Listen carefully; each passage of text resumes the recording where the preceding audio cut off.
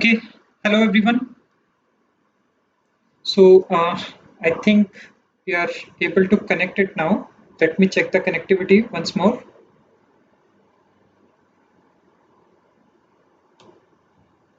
Okay, so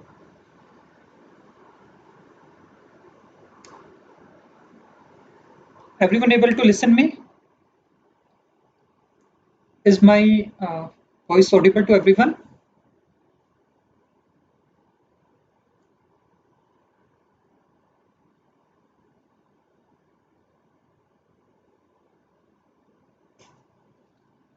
Yeah, everyone.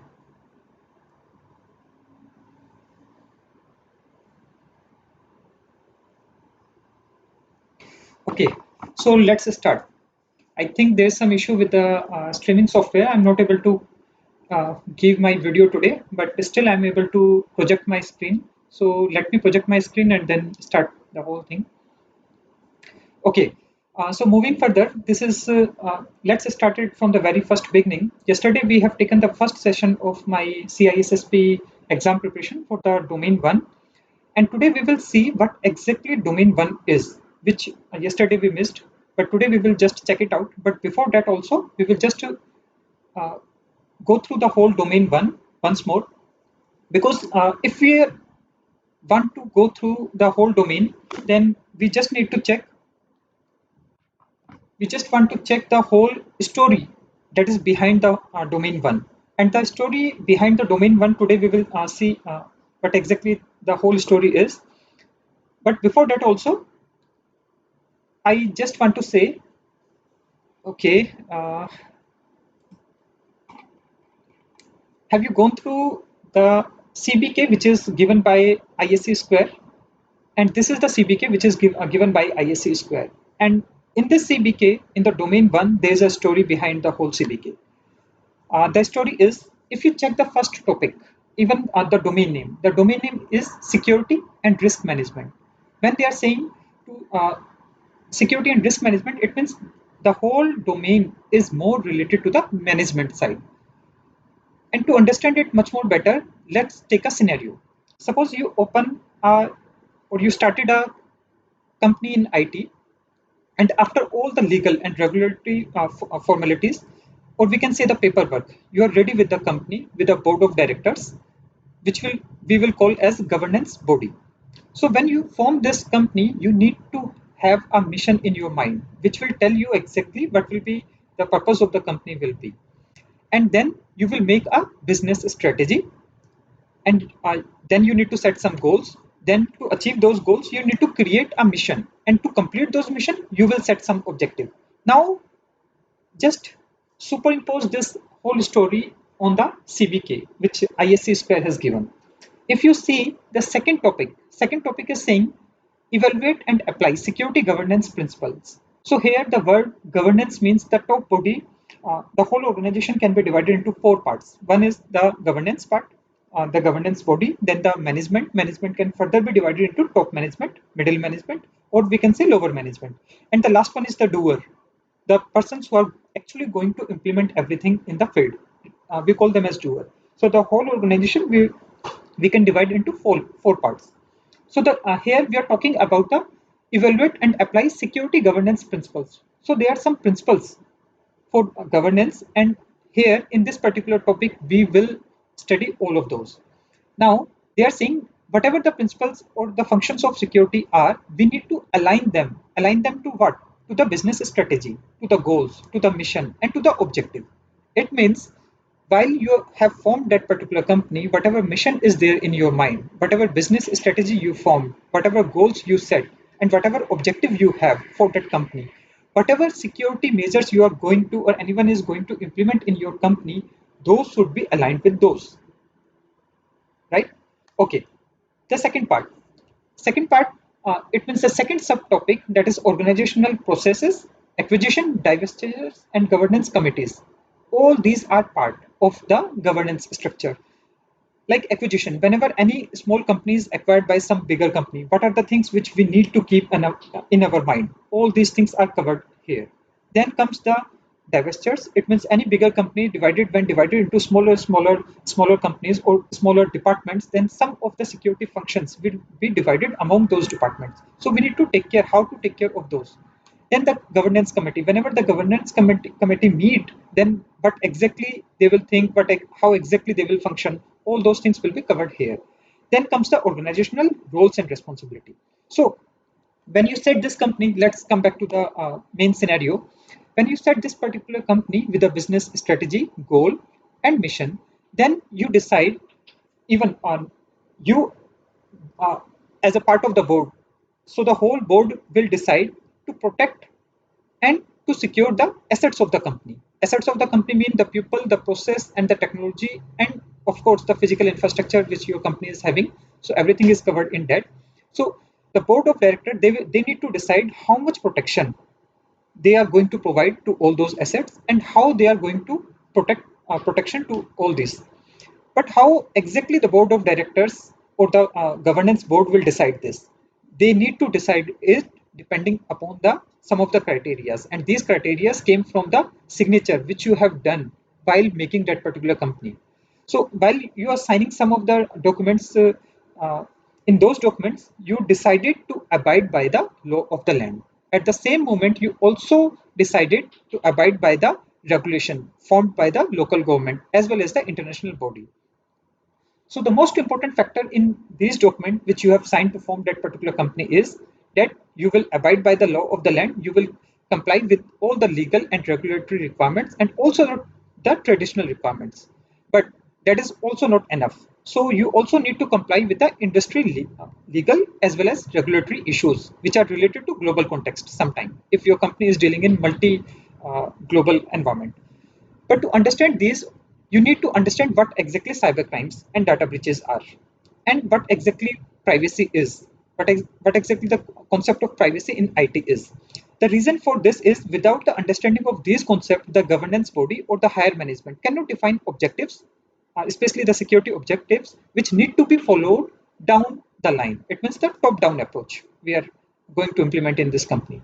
But while doing all this, all the person involved should also understand and adhere to professional ethics, and also they should promote those ethics. These ethics are related to ethical decision which can be taken from a reference from a well-established standard of ethical conduct.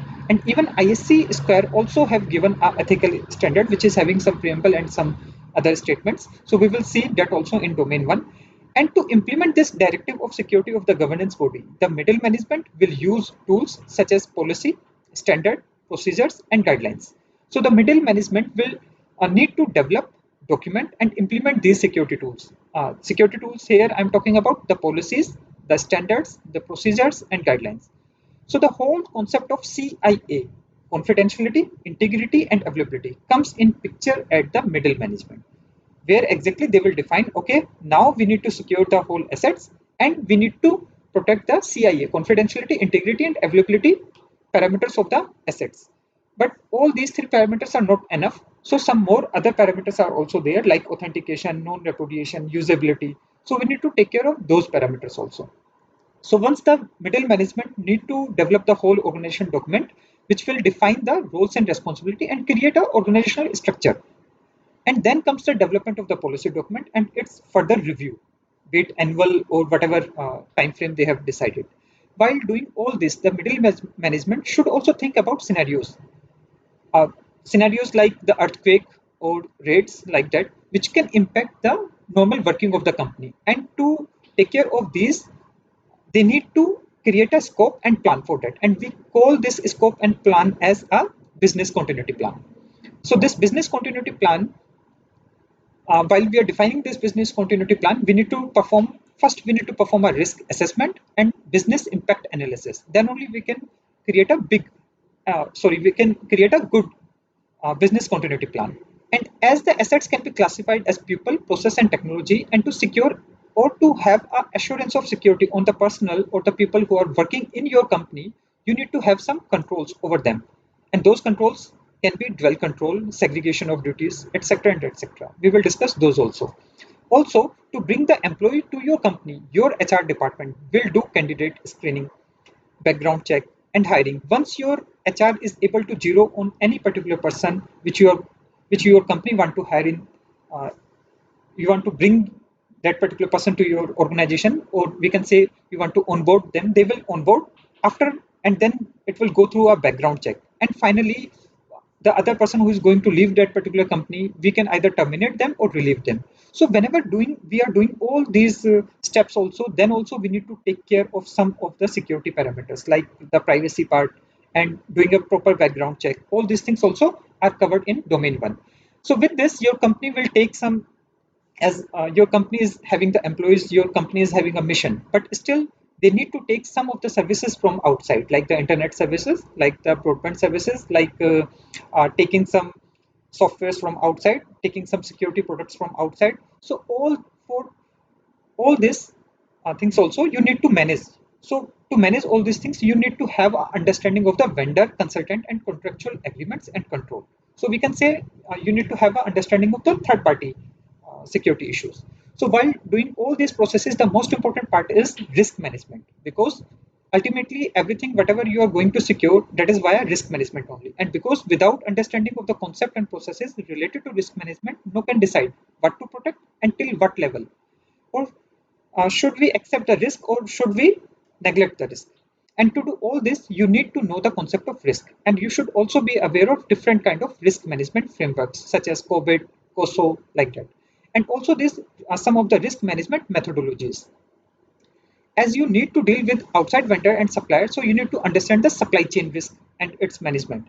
And in the last, we can say the weakest element of the whole security is humans. So we need to give special emphasis on the same by developing and conducting security awareness programs and training. And my friends, this is all about the security management and risk management, means the domain 1 of CISSP. Let's map all these things all together. The first subtopic is understand and apply concept of confidentiality, integrity, and availability. Then comes the evaluate and apply security governance principles. Then comes determine compliance requirements. So all the compliance requirements will be taken care here. Then comes the understand. The subtopic fourth is understand legal and regulatory issues that pertain to information security in a global context. And the next one is understand, adhere to, and promote professional ethics. Develop, document, and implement security policy, standard, procedure, and guideline is the subtopic sixth. And that subtopic seventh is identify, analyze, and prioritize business continuity requirements.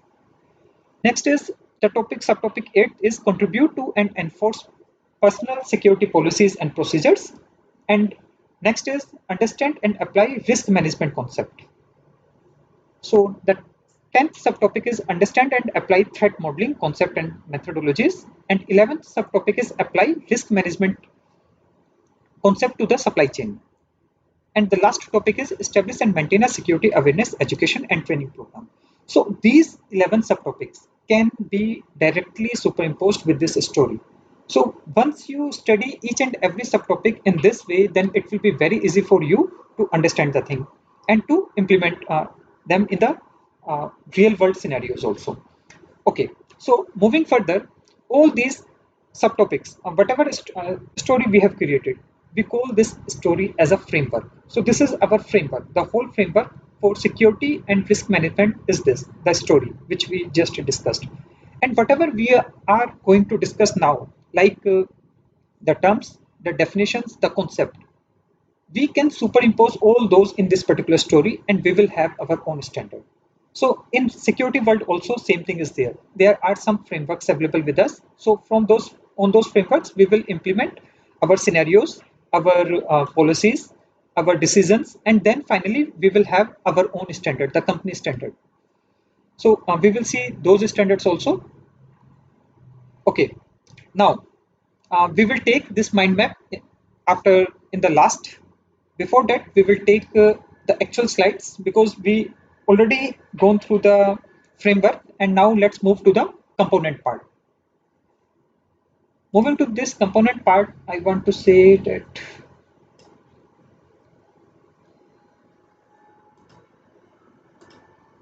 okay, is it available to everyone?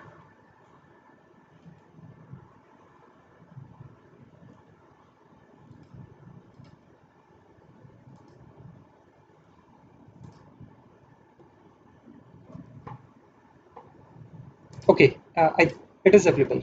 So let's start with the very first basic, the CIA triad.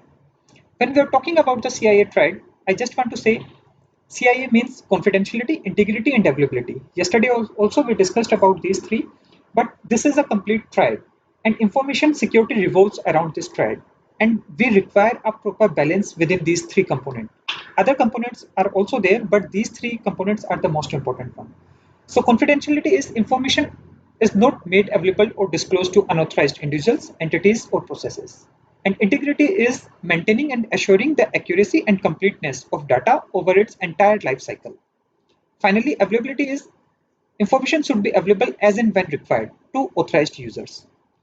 So taking all these components one by one, moving further, confidentiality. Confidentiality prevents the unauthorized disclosure of information. It also prevents unauthorized read access to data, restrict access to those authorized to view that data. Example of confidentiality include uh, encryption, authentication, and air gaps are the technique via which we can implement confidentiality in any environment. And the attack on confidentiality can be theft of the PIIs, personal identifiable information, packet capturing, dumpster diving, wiretapping, keylogging, social engineering, phishing, and farming. So all these are attacks on confidentiality. Moving further, integrity. When we are talking about integrity, integrity means prevent unauthorized modification of data and prevent unauthorized write access of the data. At the same time, when it means we need to maintain the integrity of the data in all the three states while it is traveling, while it is stored, and while it is processed. So, example of integrity controls are file permissions, write access control, audit logs, version controls, and checksums. All these are examples of integrity control. And attack on integrity can be data diddling, session hijacking, man in the middle attack, salami attacks. So, uh, moving further is availability. System and information is available as and when required to the authorized users. And types of availability measures we can take is we can create clusters, we can go to cloud, then attacks on the availability can be denial of services, distributed denial of services, SYN flood attack, ICMP flood, and electrical power, blackout or burnout. Then all these are the attacks on the availability. Okay, in exam context, we can say you will directly get. Okay, one more important thing is there in the whole exam, in the whole CISSP, they are in total, as today we have discussed 12 topics only, subtopics. But in total 8 domains, there are total 63 topics. And in the actual exam, you will get 100 to 120 questions. So it means on an average, you can say from every subtopic, you will get 2 questions. So every subtopic is very important. That's why we will cover each and every subtopic independently. So taking the very first topic, CIA, we can say in exam you can get the questions like this is the type of the attack. This type of attack can impact what? Confidentiality, integrity, or availability. One thing. Second is what are the measures you are going to take to protect the confidentiality of any particular asset in your organization. And so it means you will not get direct questions on these concepts. You will get indirect questions depending on the attack scenarios or depending on the availability or the countermeasures or controls you can take on those. Moving further, with this three, we have some more parameters, and some of the parameters, security parameters are identity and authentication. So anyone who log in into any particular system, they will just need to prove their identity. And the process of the same is we call it as identification. So giving our user ID is giving our identity to the system, whatever our user ID is. So that is, we call it as a identity.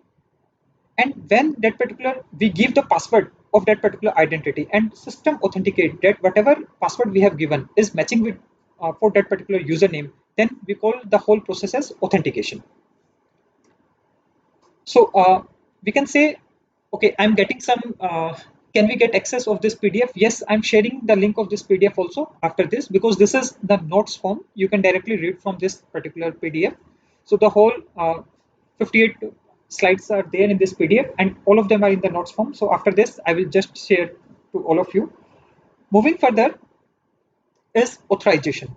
So whenever you, with the CIA triad, CI is confidentiality, integrity, and availability. There is one more triad. We call it as triple A, in which authentication, authorization, and accounting. Three purposes are there. So the first part is authentication. Authentication, you enter into the system. But just after entering into the system, what level of privileges you are having in the system is decided at the authorization level. And whatever activity you are doing, whether those activity are captured by the system, that comes in accountability. So it means you are accountable whatever action you have done in that particular system. So in future, suppose we can say any particular user login into any particular system and given a particular command, and after that we want to check which particular user has given this particular command, and if you are maintaining the proper logs of that particular system, whether it is in a SIM or in a local system, then we can say yes, we are able to save the logs of that particular system, and we are able to pinpoint that this is the user who has done this particular command. Then comes the non-repudiation. Okay, in the last scenario itself, if that particular user is saying no, I have not run this particular command, but our logs are saying yes, this is the user ID and password via which this particular login into this particular system at so and so date and time, and he has given this particular command at so and so date and time. So that is non-repudiation, to ensure that a user or person cannot deny or an action they performed. So that is also a security parameter. And moving further is the first model of security. We call it as defense in depth. Defense in depth, in older time also we have a defense in depth architecture, and that defense in depth architecture is providing multiple layer of defenses everywhere. Like in our scenario, starting from the outside, first of all we will put a firewall. After the firewall, we will do netting either in the same firewall, or we will use a separate proxy server for the internet part, and for the servers we will use a separate netting. Uh, and then we will put our application servers in application level firewall in the application servers, and in the endpoints we will put our antiviruses. So this is our defense in depth architecture. It means giving multiple layers at different levels. That is what defense in depth is. Next is subject and object. Whenever we are talking about security, there are some subjects and there are some objects on which we need to work on. So what are subject and what are object? We need to understand the same. So the subject is an active entity in a data system, and object is a passive entity in a data system. So we can say a database or a physical document is an object, but an application is a subject. So I have given an example here. Once you get this PDF, you can go through it. And then comes the administrative management control. So the middle management, whatever control they have created, those control they will create for their employees or for their people. And we call them as administrative management control. Some of the controls are list privilege, need to know, separation of duties, job rotation, or mandatory vacation. So all these are for the personal only. So list privilege is whatever the user is required to have access, they will get that much access only. We should not give it means we should give minimum access to the users, start with the minimum and then keeps on adding. Need to know is user or subject is given only the information necessary to perform a user or subject is given only the information necessary to perform a specific task. And separation of duties is this person is having the role of a network engineer or a security network security part only, and this particular person will take care of the data security part. It means we are dividing the duties in between them. So it will prevent some attacks by assigning different duties to different persons. And then comes the job rotation. We need to rotate the person in their job profiles. There are two benefits of the same. First benefit is we have multi-talented person in our environment. Suppose one person is leaving our company, then the other person is readily available with us who can take care that particular job function also. And the second is whatever, if any particular person is doing some bad thing in that particular job profile, then they can just move everything. The next person who is going to rotate, who is it means come in the next rotation, then he can pinpoint those changes. Okay. Other administrative controls are dwell control, split knowledge. So you can just go through them. It means dwell control is giving control to two persons, and one single person cannot complete the whole operation end to end, like signing a check and verifying a check.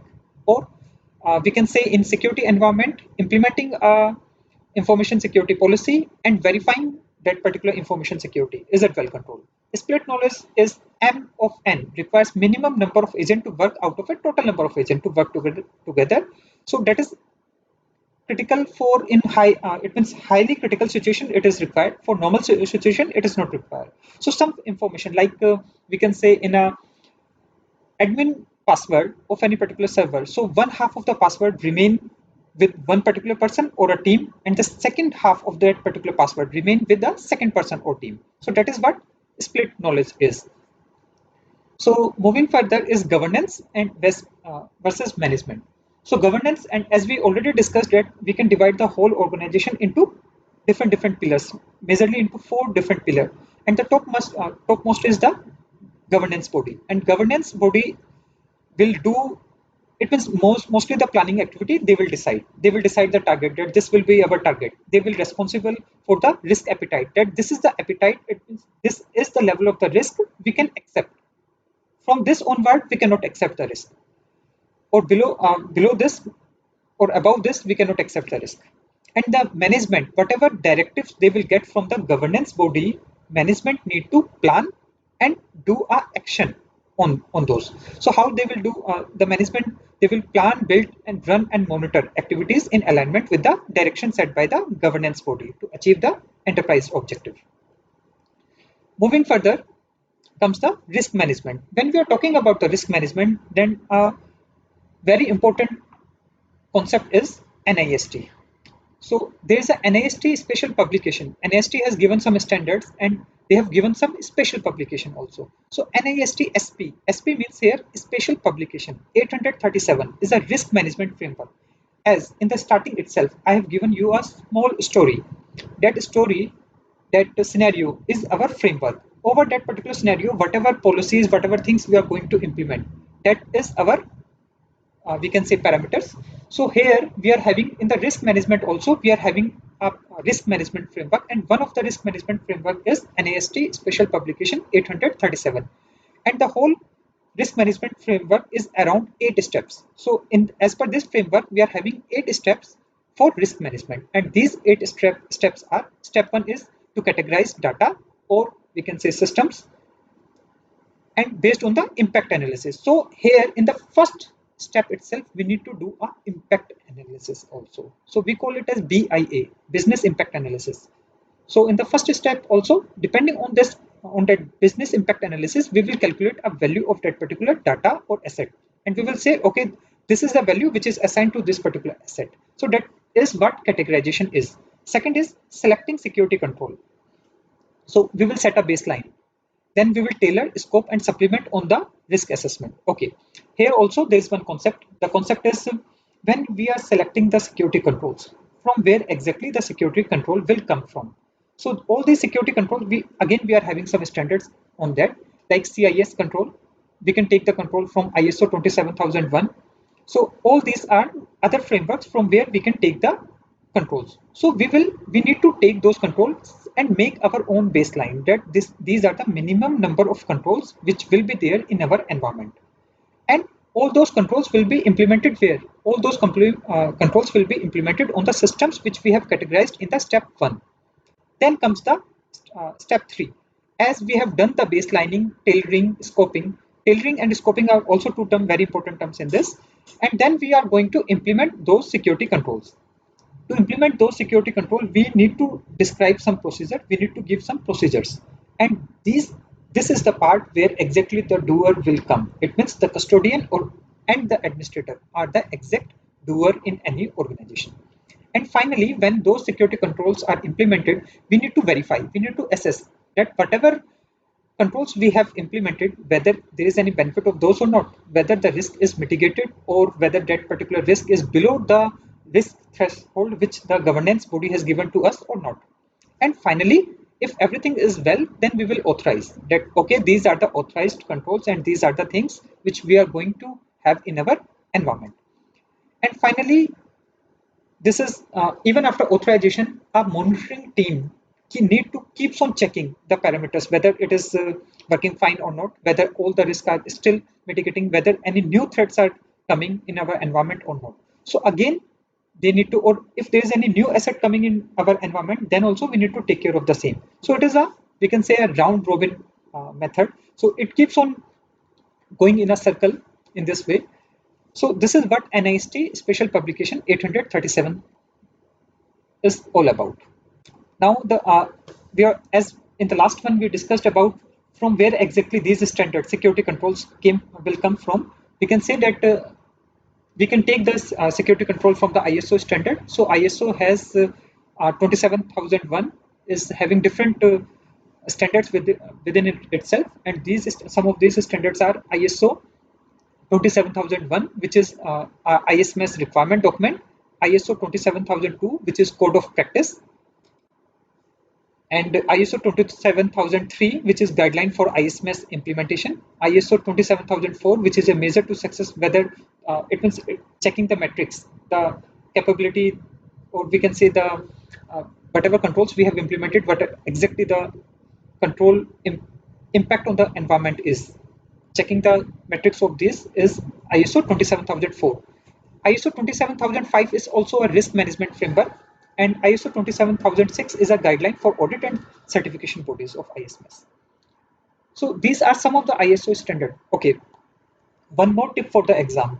In exam, you will never get any questions related directly to any of the standard. The reason for the same is CISSP is a vendor neutral exam. So in this vendor neutral exam, we are not going to discuss about any particular standard or any particular framework in detail, but you need to have the idea of those standard and framework. The reason for the same is the scenario which you will get in the exam. You need to implement your knowledge of these standards in those scenarios, right? So there's no need to go in depth in these standards, but it is a requirement to know what exactly the standards are doing or what is the purpose of those standards or framework is. Okay, then comes the ISMS roles. When we are ISMS is information system management, information security management system. So while we are creating the whole ISMS in any environment, we need to define some roles and responsibilities. While defining these roles and responsibility, we will designate some set of pupils like senior management, CISO, business manager, or we can say mission owner, IT system manager, and IT security owner, administrator. And as per ISMS, as per the standard, we need to define the responsibility of each and every person. It means we should have a defined responsibility of each and every person. Like the senior management, they should be the ultimate responsible of everything. The whole security, they are the ultimate responsible for that. They should develop and support for policy. They should allocate resources. They should decision based on the risk, acceptance, and security policy. Here, one more very good concept came, that is due care and due diligence. So whenever the senior management is checking each and everything, it means they are creating policy, they are checking whether those policies are implemented in their organization or not, then they are abiding by the law, because our laws say if you are doing the things as a prudent man and if something bad happened, then your responsibility is, yeah, responsibility still remains with you, but still you can prove them that whatever measures I'm able to take, I have taken all those measures. I have taken the due care of each and everything. So that's why in security world, it's very important for us to understand the concept of due care. Whatever, whether we are a IT security administrator or we are a CISO, if we are doing our functions properly, it means we are doing proper care. And something bad happened in our career or in our life uh, related to the security only, then we can prove that whatever things we have done, we have taken a proper due care of everything. And it is the responsibility of the management to do the due diligence now. Okay, moving further about the security policy. Okay, to implement the whole security in any organization, we have the security policies, procedures, guidelines, and other documents. And this security policy is the very first document in that series, or we can say a tool in that series. It is mandatory. Every security policy is mandatory in every environment. It is a high level document. So it is, we can say it is kind of a statement, a one pager or a two pager, designed to support the organization strategic goals. So whatever strategic goal the organization is moving towards, the security policy will align itself to that particular strategic goal, and it will have the mention of those strategic goals in those statements, in those one pager or two pagers.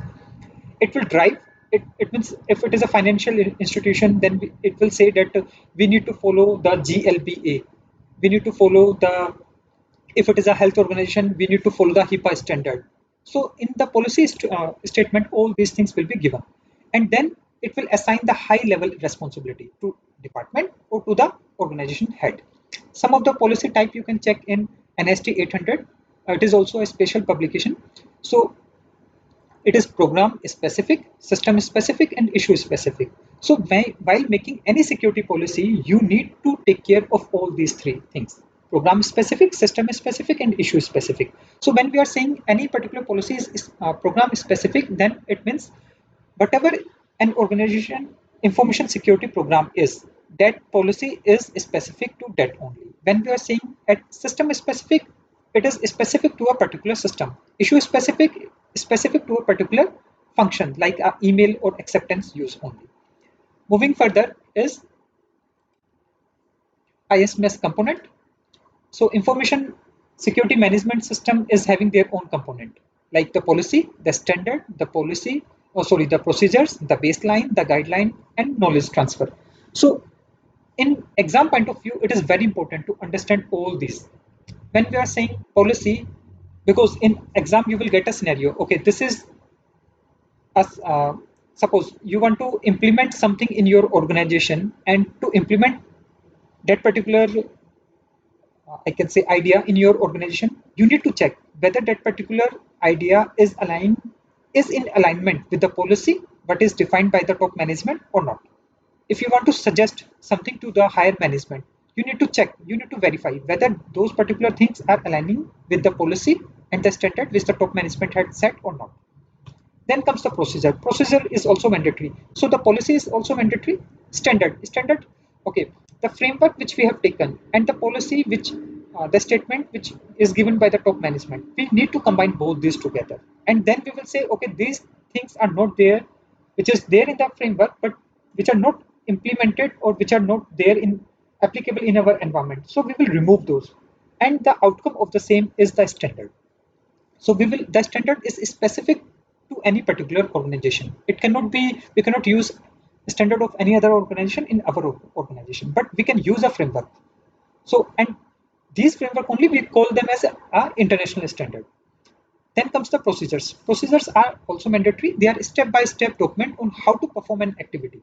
So for the administrator or at the doer level or at the lower management level, we require procedures. Then comes the baseline. So whatever any new server is going to come in our environment, whatever web server we are going to add in our environment, these are the minimum configuration which are required in the same. So this is what baseline is. And the next is the guidelines, which are, uh, it means not mandatory, but these are best practices we can say.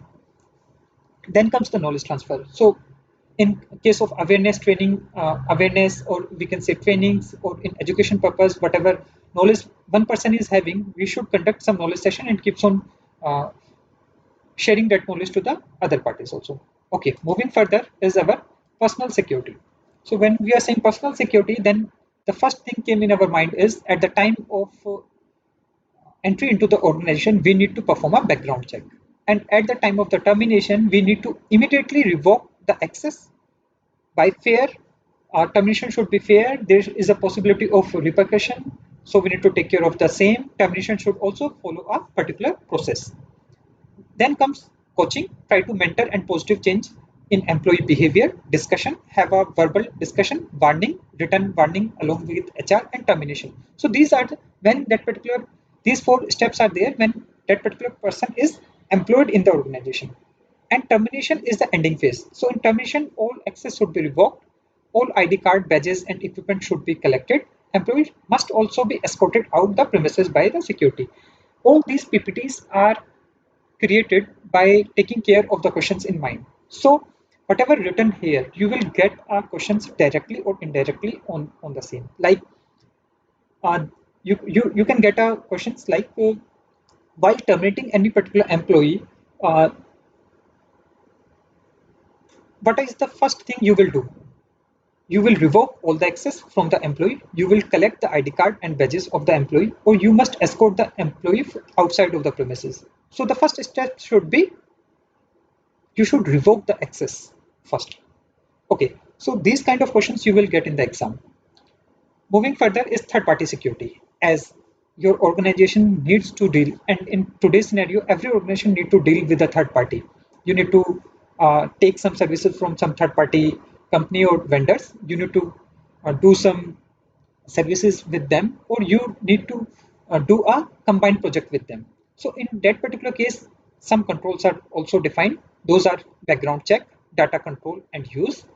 Then you can have an agreement with them, MOU or MEU, MOA, SLA. You need to define a service level agreement with them, and ISA, interconnection security agreement with them. So these agreement will define the contractual requirement of any organization. And then comes the outsourcing and offshoring. So in case of outsourcing, you are giving some of the functions to outside vendors and they need to perform those particular functions. So in this case also the privacy and the security comes into picture. So we need to take care of those also. So while defining and while making all these documents, we need to take care of the contractual requirement and the privacy and security requirement as defined by the standards, as defined in the policy and standard of the organization. So as any particular person, everyone has to have some their own ethics. So ISC Square also have defined the ethics for security, and they have they divided the whole code of ethics into two parts. One is the preamble and the other one is the canons. So the code of ethics preamble says the security, the safety and welfare of the society and the common good duty to our principles and to each other requires that we adhere and be seen to adhere to the highest ethical standard of behavior. Therefore, strict adherence to this code of is a condition of certification. Okay, so in the exam you will get the question on this also. Two questions, surely you will get the complete ethical section, but one question sure from the ISC Square Code of Ethics. So it can be based on the preamble or it can be based on the four canons which they have defined. Let's see what the four canons are. First one is protect society, the common good, necessary public, trust and confidence, and the infrastructure. Second is act honorably, honestly, justly, responsibly, and legally. Third is provide diligent and competent services to principals. And the fourth one is advance and protect the profession.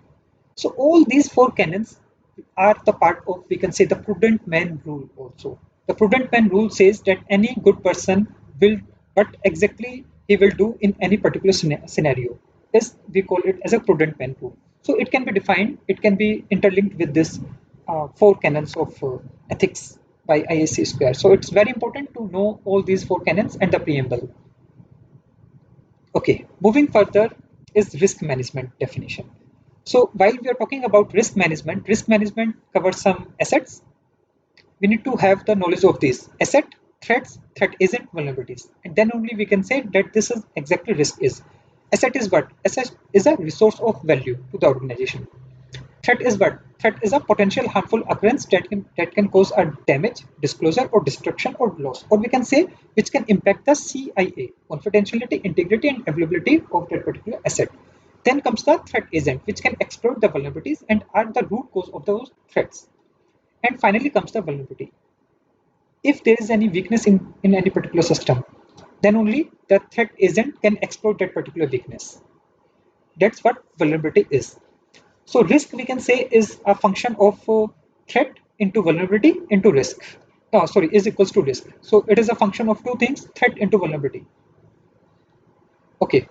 Risk management, further, some more definitions are there, which is secondary risk. Whenever we are going to implement some response or control, then maybe there's not a direct, there's some indirect risk of the same, like putting a firewall in the system. There's a risk that particular firewall can also uh, go down. So in that particular case, we need to have two firewall in cluster, or we can say two firewall in parallel.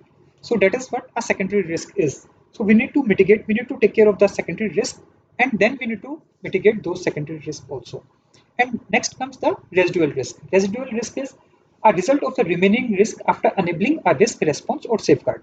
You implemented the firewall, but even after implementation of the firewall, the attacker can come through the allowed ports, which is allowed on the firewall. Suppose you allowed the traffic on port number 80.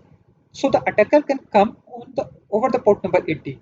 So that is what our residual risk is. Now to mitigate this particular residual risk, what exactly you will do? You will put a IPS, intrusion prevention system, on that particular in between the server and the firewall. Okay. Moving further, some more definition like safeguard, attack, and breach. Safeguard is the implementation of a control or countermeasure that removes or reduces the vulnerability or protect from the threat. Attack. Attack is the intentional exploitation of a vulnerability by a threat agent, and breach is a bypass of a security management. And breach can happen by both. Breach can happen by intentionally or unintentionally also. But attack always happens intentionally. Okay. Now there are some risk management process. These risk management processes are system characterization, that is determining the scope we choose for those systems, then threat identification, vulnerability identification, control analysis, likelihood determination, impact analysis, risk determination, control recommendation, result documentation. So all these are as per the NIST special publication 830, which we have just gone through. So all these are the 9 steps for risk management. So we have already gone through most of them, and some of them like threat identification. Threat identification, there are some standards available for threat identification. So you can just take one of those standards and check what are in those list of threats which is given in those standards, which out of those which are applicable or not applicable in your environment, and then close it. Vulnerability identification, in the same way, we have a documented list of vulnerabilities available. We need to, okay, first you define the assets. If you have the list of the assets, then you can say over on those assets that these threats are applicable. And with these threats and these assets, these are the only vulnerabilities which can have an impact in our environment. And finally, we can go to the control that these to mitigate these threats, we can implement these controls. And then we can say likelihood determination that okay, the impact can be this, and in a year or so, this is the likelihood which can take place, that the event can take place in a year, this is the likelihood of the same. And then we will determine the risk of the whole. It means the risk can be more than the value of the asset, because there are some liabilities which are related to some regulations and law also. Okay, moving further, how to assess risk. Okay, as this particular step, risk determination. So we need to assess the risk first. To assess the risk, we need to identify and value the risk, evaluate the risk. We need to identify the threats and the vulnerabilities. So to perform risk assessment, we need to identify the associated regulatory fines if a risk is realized. So it means exposure of a customer PIA can lead to a regulatory fine also. Okay, I'm getting some messages. Slide is bit blur. Okay, I will share this slide. A lot is written in this slide. Maybe that is the reason, or I will change the view full screen mode. Now I think it is much more clearer. Let me see. Okay, next comes the threat modeling. In threat modeling, there are some key performance indicator KPIs which resolve open items or backlog items identified in past risk assessment or audit. So while implementing this security in any environment, we will have some key performance indicator which will say that our security is stronger than what we have the security the last month. And that's what the KPIs will tell us. And KRI, key risk indicator, they will tell us the predictive information for an organization risk exposure, that this is the risk our organization is having the last month, and this is the risk our organization is having this month. Yes, I will share this slides on the Google Drive. Okay, so for the threat modeling, there is a particular defined models for threat modeling, and these two models I have discussed here. Even these two models are covered in the CISSP CBK. These two models are stride and dread. But again, I'm telling you, no need to go in depth in these models. You just need to know that there are two threat models, stride and dread, which are used for threat modeling. And what exactly stride means and what exactly dread means. Stride is a threat modeling concept given by Microsoft, which say that every word is having a meaning and every web application can be impacted by those attacks. Like S is for spoofing, T is for tampering, R is for repudiation, I is for information disclosure, D is for denial of service, that is a DOS attack, and E is for elevation of privileges. So while safeguarding any particular application, we need to have a list of threat against. And stride model give us all those threats altogether. Same way the dread model, it will also rate the threats in the form of damage potential, reproducibility, exploitability, affected users, and discoverability. Key control indicator tell us that these are the controls we are having in our environment, and in the last month and current month we are having these number of controls. So three parameters are there: KPI, KRI, and KCI, which we need to know. KCI is not that much important in respect of the CISSP, but KPI and KRI are you need to know. Moving further is quantitative risk assessment. So while doing this risk assessment, you can do it via two ways. One is quantitative, other one is the qualitative. While doing is quantitative means that single loss and annual loss expectation and is loss expectation and is derived using a set of formulas. We will see what exactly those formulas are, but before going to those formulas, you need to have the understanding of some terms like the asset value, the exposure factor, and single loss expectancy or SLE. Surely you will get one question of quantitative risk assessment that is mostly numerical, but sometimes it is based on the formula also. So we can say the asset value is a monetary figure for an asset that not just include the cost of the asset, but it also includes the yearly maintenance and the other information residing on it. Then the exposure factor is a percentage value. The exposure or the percentage of loss expected from a threat is the exposure value. And then comes the SLE.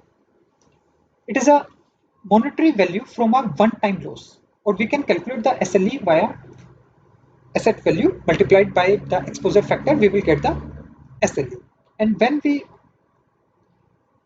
the next term is ARO, that is annual rate of occurrence. The chance of a particular threat can be realized in a single year is a ARO.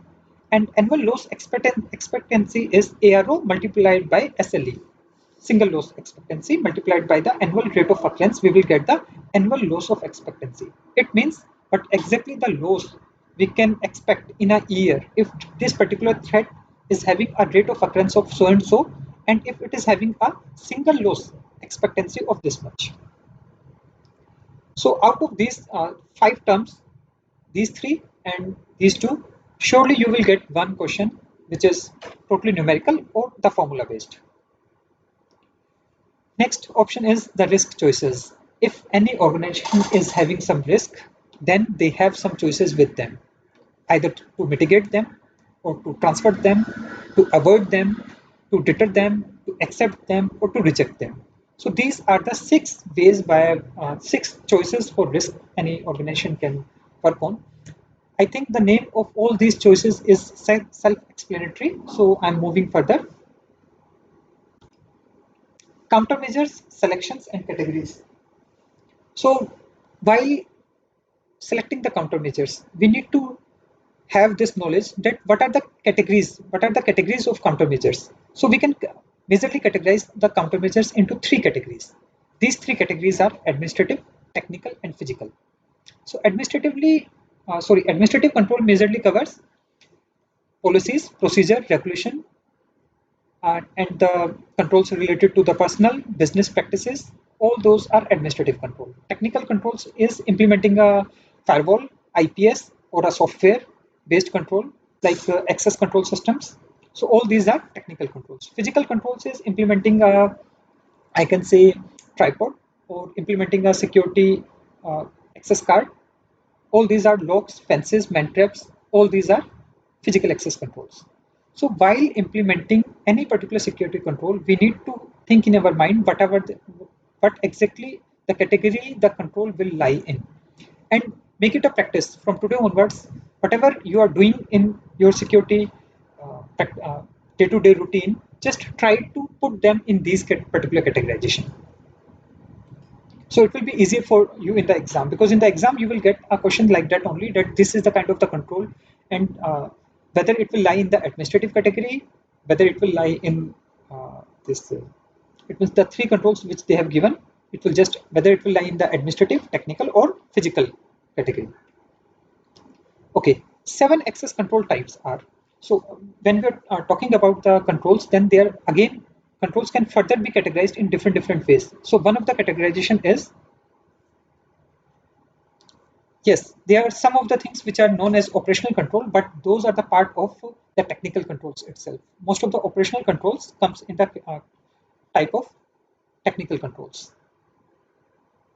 It means they are different categorization. It totally depends how anyone is going to categorize those controls. So in some books you will find the operational controls, and in some books you will find these three categorization only. But my advice is, as per ISC, because they have given in their CBK, what exactly they have given in their CBK, we need to go with that only.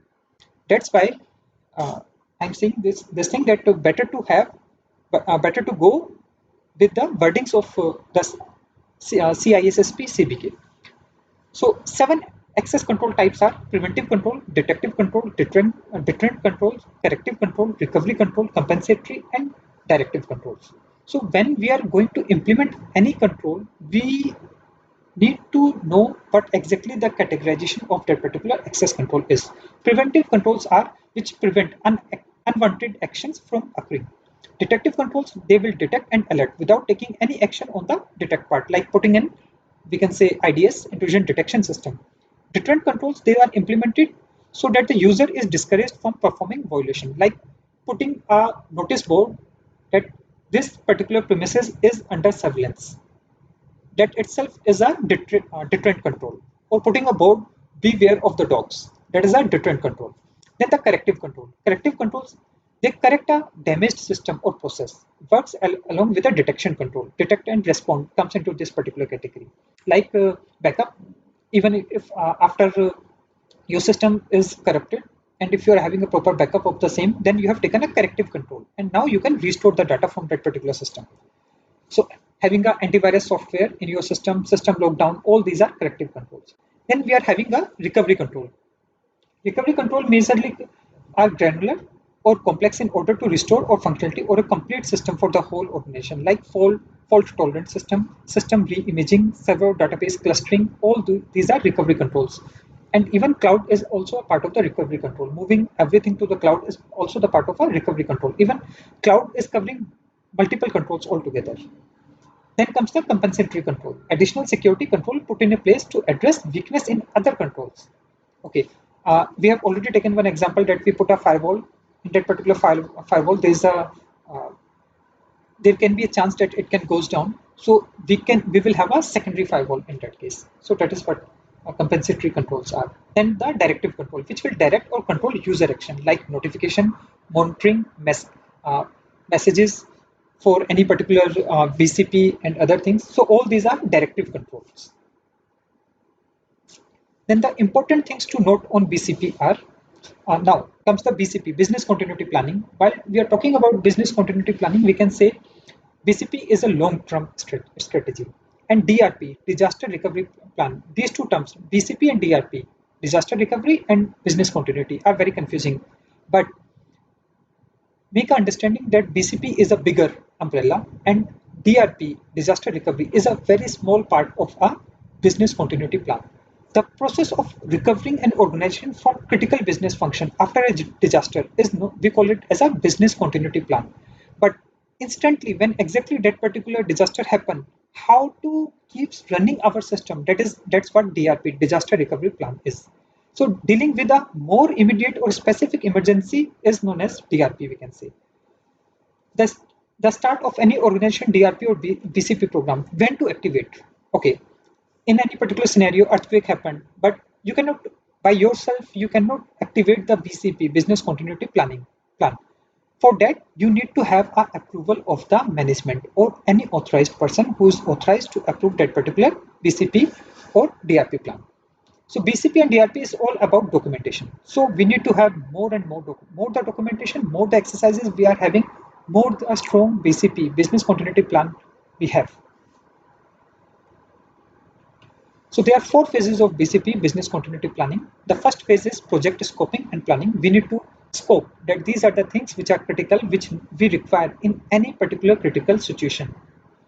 And then we will say that this is our business impact. Okay. In case of any earthquake, if we need to run from a secondary data center, then we need not to run on the 100% workload. We can go till 50, and this is the business impact of this. Then we will say the continuity planning and recovery strategy. So continuity planning is in case of earthquake, okay, we have a business impact analysis with us. Now exactly running from the data center comes into the third phase, continuity planning and recovery strategy. But you cannot continue, it means you cannot continue running the data center from the secondary data center. You need to bring back the whole application up and running. For the same comes the recovery strategy and continuity development. The fourth phase is approval and implementation. So with proper approval and proper implementation, then only a BCP, business continuity plan, is successful. And finally, we need to have testing and maintenance of the same. So for the testing, we can say we will have proper exercise, test, drill to maintain the BCP.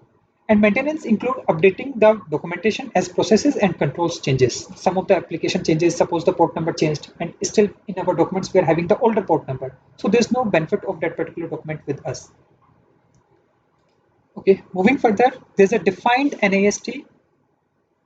There's a defined NIST standard for BCP, and as per that, we need to have a continuity policy. We need to have a business impact analysis. We need to do identify preventive controls. Then we need to create our contingency strategies. Then only we can develop a BCP. And finally, we will have exercise, test and drill, and we need to maintain the BCP. So this is the complete life cycle of a business continuity plan.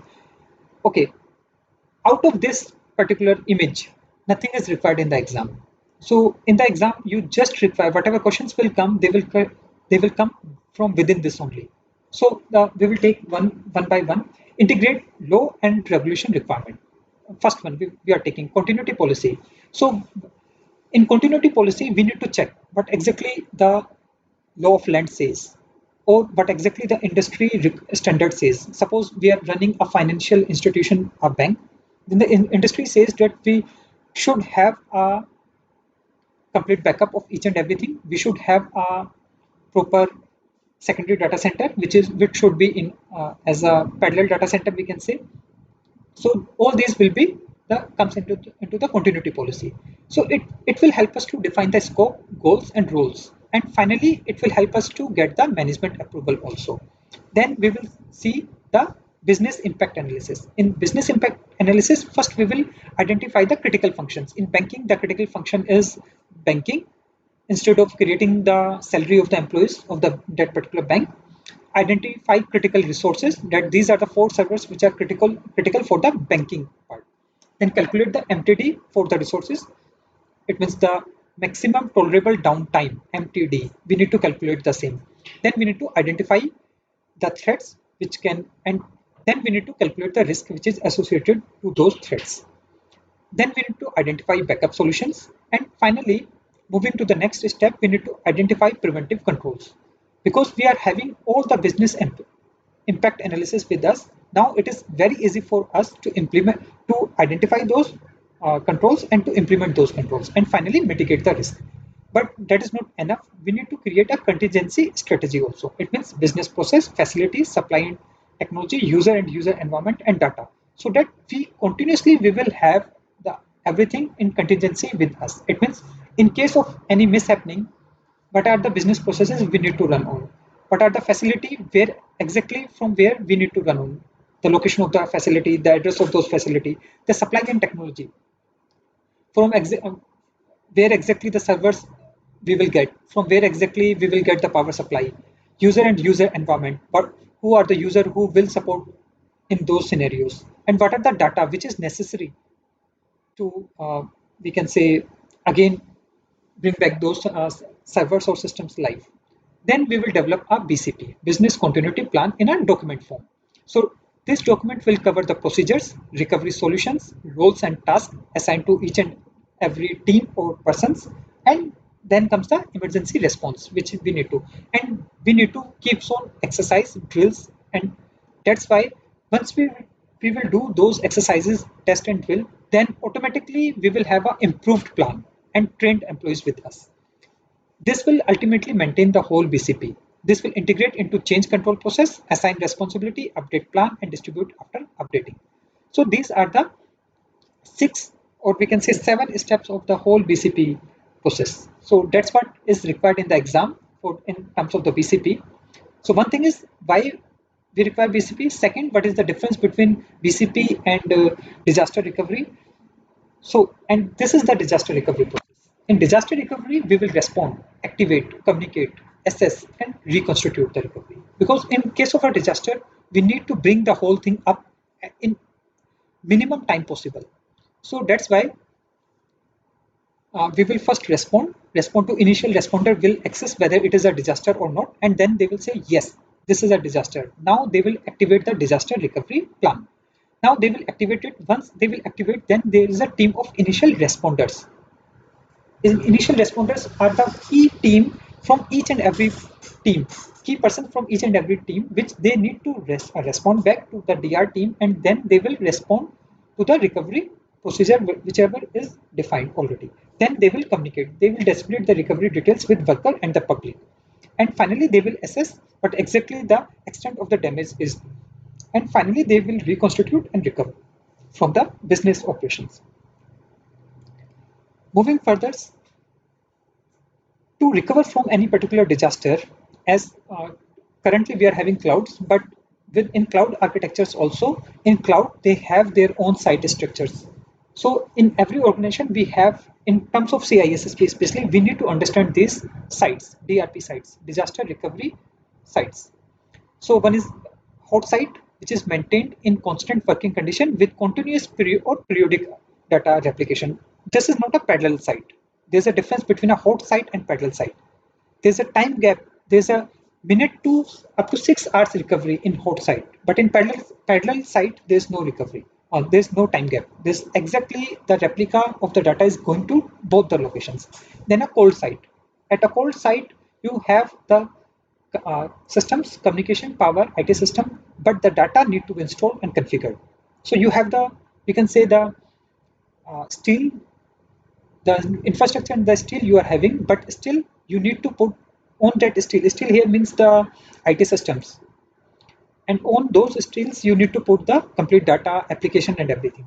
Then comes the warm site. Warm sites contain all the systems and the application, which are pre-configured and up to, but the data is not updated.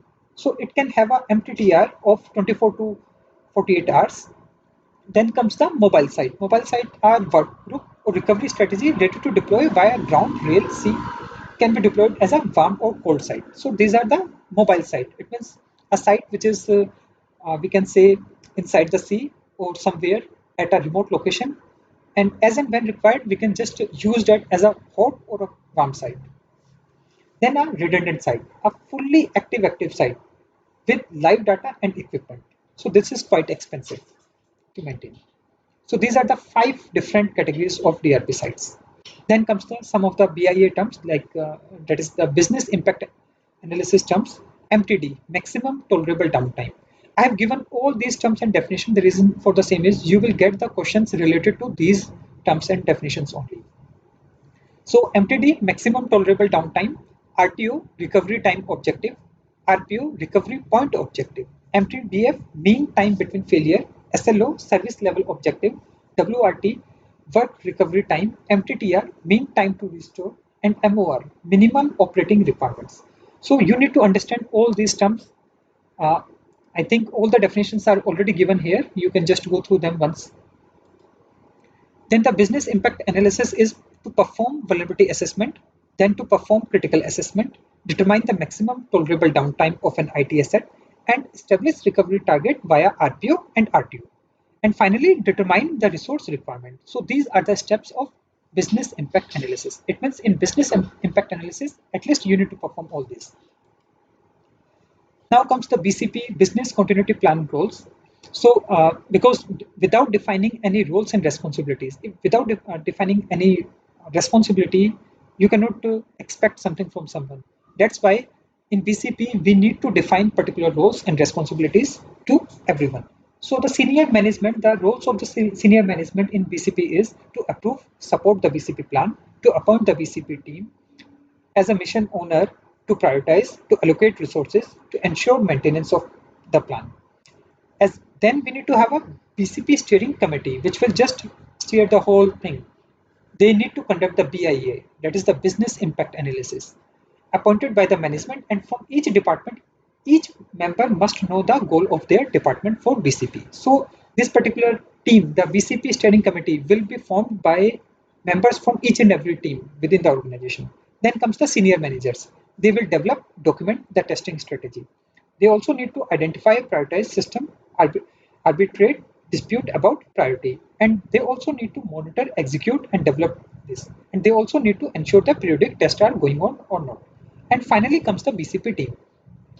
The roles of BCP team is to continuity in uh, okay. The BCP team's role is to continuity planning project team, who they will identify who plays what role in an emergency. They need to have a good role in rescue, recovery, and salvage operations.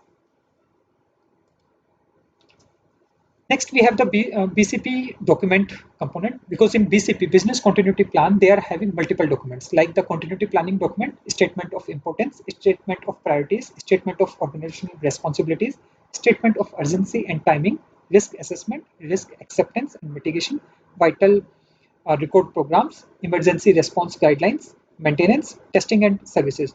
So all these you can make different document, or you can bring them all together in a single BCP document. And as a standard practice, we can normally we are bringing them in a single BCP, business continuity plan document, for all of them.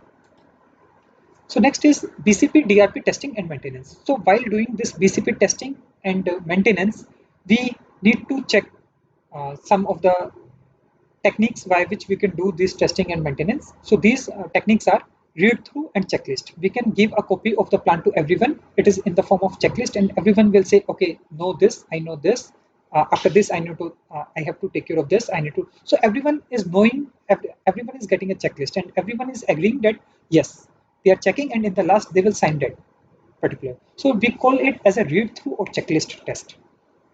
Then okay, in the checklist test itself, if there's something new knowledge added on, or new knowledge added by some of the person, then that will be finally updated in the BCP plan also. Then there is a structured walkthrough or tabletop exercise. So all the members who will play a role in the BCP activity, they will create a scenario, disaster scenario, and all of them will come together on a table, or we can say in a remote meeting, in a board meeting, and then discuss appropriate responses. So actually, it is not happening, but they assume that the scenario is there. Now, exactly what they need to do. So on the practical level, it is not done, but at the theoretical level, it is done. Then comes the simulation and the practical test. So the parallel test, full interruption test, and the practical test. These are the categories which are simulation test and the practical test. These are the category in which actually we will deal with the physical scenario, given scenario, and have to deploy the response. But in a parallel test, we will test everything on the activate. We will just activate the DR, that is the alternate site, and there is no interruption to the primary site. Okay, but in the full interruption test, everything is moved. So the primary site is totally, completely shut down, and every operation is run from the alternate DR site. So moving further, okay, as we discussed that the regulations and type of the law, because while deciding that these are the controls which we require in our organization, we all of these comes from ultimately from the law of the land. And to understand the law of the land, we need to understand types of the law. which are there in that particular land. And the type can be further divided into criminal law, civil law, regulatory law. Criminal law is the goal of criminal law is to deter malicious activity that are harmful towards societies. Civil law is harm caused due to a person or organization violating their responsibility to perform due care and due diligence. That's what the due care and due diligence picture uh, will come here. Then comes the regulatory law, enacted by the government agency to trade regulator to induce fair play, due care and due diligence and protection for the customers. So in two type of the laws, you need to maintain and you need to show that you have done proper due care and due diligence. So that's why it's very important to know the concept of due care and due diligence. Then there, if something bad happened, so you need to pay some damages. The damages can be further divided into two parts. Oh, sorry, three parts: statutory, compensatory, and punitive. Statutory is prescribed by law and can be awarded to victim even if the victim incurred no actual loss or injury. Compensatory means provide victim with a financial award, and punitive means punish and an individual or organization to discourage a violation where statutory or compensatory damages would not act as a deterrent. So these are the three kind of damages which you need to understand in terms of the exam point of view.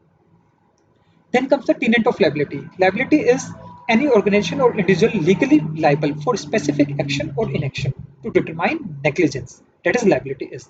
So it is determined by the due care and due diligence. If you are maintaining due care in everything, then you are not liable for that particular thing. You are doing your taking care of your liabilities properly, and you are not liable for any damages. And if you are taking, okay, I will take a very good example here. I'm taking a scenario here. A student is going in a school, and the teacher is giving homework to that particular student. So the teacher is, and after coming back from the school, the student is doing that particular homework is due care by that particular student. Once the student go back to the school and the teacher verify that particular homework, whether the student has done or not, that is due diligence. Okay, so in our scenario, in scenario of an industry or in scenario of an organization, we can say when the top management is creating policy, procedures, guidelines for the lower employees, and those employees are following them, then they are doing their due care. And the top management, while creating those policy procedures, they are doing that as a due care. When the top management is verifying whether whatever policy they have created, whether the employees are following those policies or not, that then they are taking care of the due diligence. Okay, moving further, Computer Fraud and Abuse Act. So as we need to understand the law of the land, and as the ISC square certification, CISSP certification is more toward the US and the UK market. So you need to understand those two markets in much more depth, because mostly you will get questions related to those only. You will not get any question directly on the laws, but you need to understand those laws or the categorization of those laws. So there's a Comprehensive Crime Control Act of 1984, which is further changed into the Computer Fraud and Abuse Act of 1986. So just you can need not to understand the 1984, you can directly come here. Any computer used exclusively by the US government, that is covered into this. Any computer used exclusively by a financial institution is covered into this. So any computer used by the US government or financial institution where the offense impedes or prevents use of the system by this organization, then that is a covers into this particular Frozen Abuse Act. Right? Then comes the commonly used NIST standard. NIST three standards are majorly covered in this particular whole CISSP CBK. One is the NIST Special Publication 853, which covers security and privacy control for Federation, Information System and Organization. Then the NIST Standard 800 171.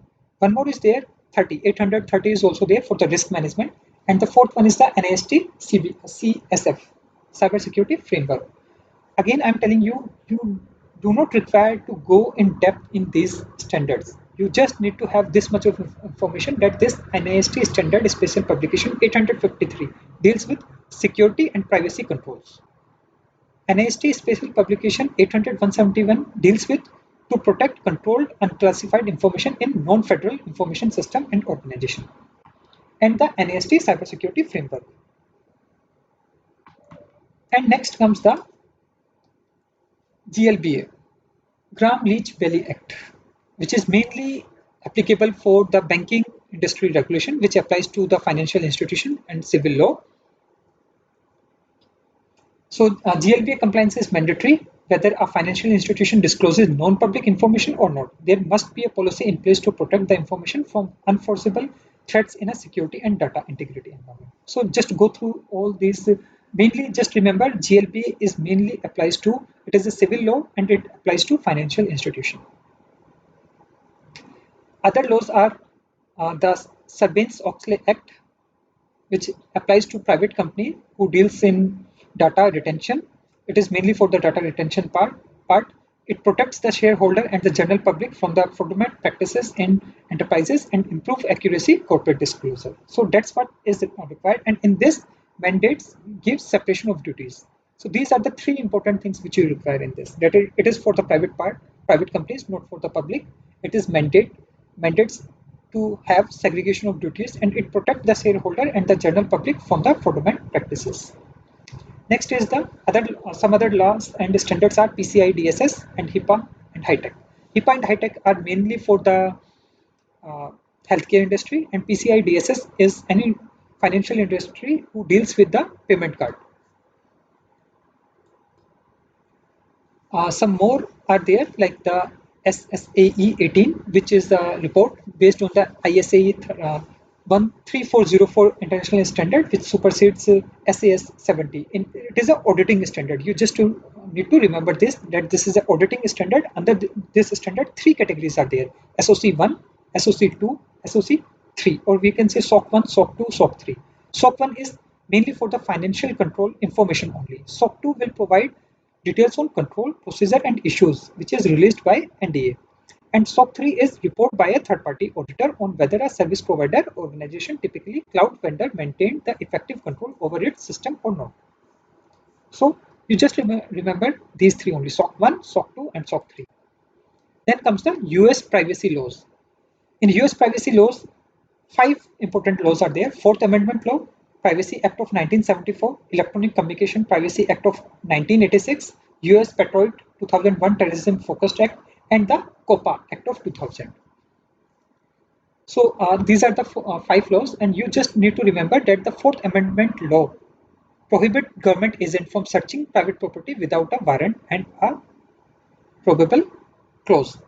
The Privacy Act is mainly deals with the privacy. The Electronic Communication Privacy Act of 1986 deals with the protect against monitoring of email, voicemail communication, prevent those services altogether.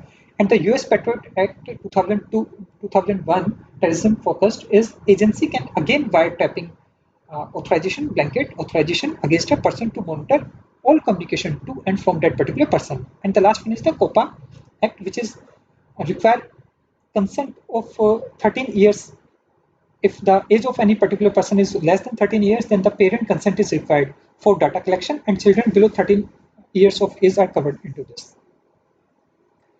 Okay, then comes the European Union. As I already told you that the CISSP is majorly focused on two sides. One is the US and Europe. So in Europe, two laws are they have covered. One is the EU Data Protective Directive, and other one is a GDPR. GDPR is a regulation. It do not require any law, but it covers everyone in the whole. Whoever is dealing there, it is covering everyone. So I've given the key points of the GDPR. GDPR applies to all organizations that collect data from EU residents or process information on behalf of someone who collects it, even if the organization itself is not based in the EU. So if I host a website who is collecting some information of different persons across the globe, and then I'm liable to have the GDPR in my it means I need to understand GDPR, and I need to implement the controls which is suggested in GDPR in my website also. So it covers data breaches notification, creation of centralized data protection authority, provision that individual will have access to their own data, data portability provision that facilitate the transfer of PIIs, that is personally identifiable information, and right to be forgotten. So these are some of the key points for this.